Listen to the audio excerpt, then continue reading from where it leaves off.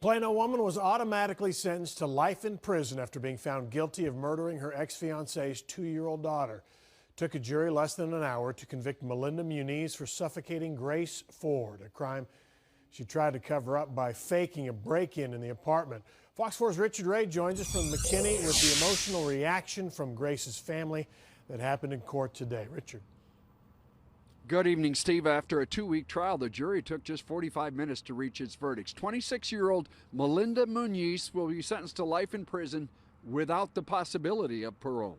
After the verdict and sentencing, family members of Grace Ford addressed Melinda Muniz in victim impact statements, repeating some of what they'd said downstairs for reporters. It's been emotionally overwhelming. The child's mother, Emily Ward. I forgave Melinda not because she deserves it, but because I need closure and I need to move on with my life. Mitch Ford, the child's father, left the courthouse without further comment. But in court, he told his ex-fiancée Muniz, "I don't forgive you and I never will." Prosecutors said Muniz killed 2-year-old Grace Ford just hours after the toddler's father called off their engagement, smothering the child with a pillow, then duct taping her mouth. Then they argued Muniz staged a home invasion in Ford's apartment in an attempt to cover up the murder. The jury deliberated less than an hour before coming back with a guilty verdict. Muniz was expected to take the stand this morning as her defense attorneys began presenting a case, but opted not to.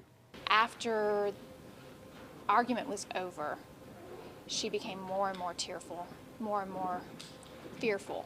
Muniz showed little emotion, simply nodding to family members as she left the courtroom. Defense attorney Robbie McClung says Muniz is worried now about what happens to her 3-month-old son, likely fathered by Mitch Ford, though DNA test results have been sealed. That child is currently with Muniz's family. What Melinda did was heinous. Grandfather Doug Reeves said the family had seen signs of abuse and reported them to CPS, that Grace is in heaven and that he still talks to her. I'll tell her I love her, we miss her, and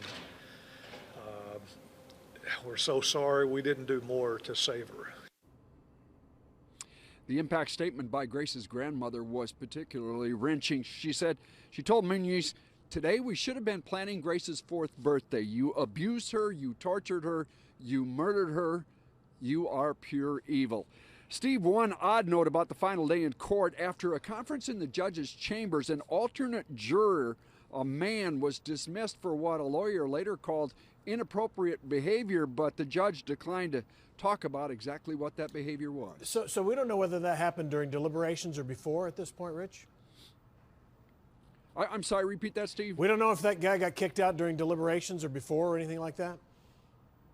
It's my understanding it happened before, okay. And it was, again, there was a conference in chambers, and they came out in court and dismissed him, but that was all that was said in court. All right, you mentioned that Muniz is a mother now, was pregnant. A lot of people didn't know that, gave birth about 3 months ago. So what happens to this 3-month-old? Is there a definitive ruling on that?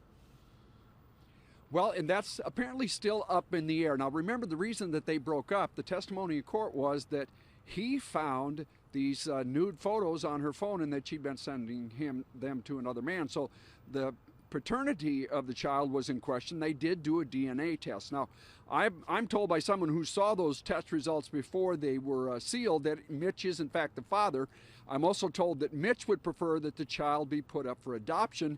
There was some talk that Mitch's mother might seek custody, but for the time being at least, I'm told that the 3-month-old boy is with Melinda's family.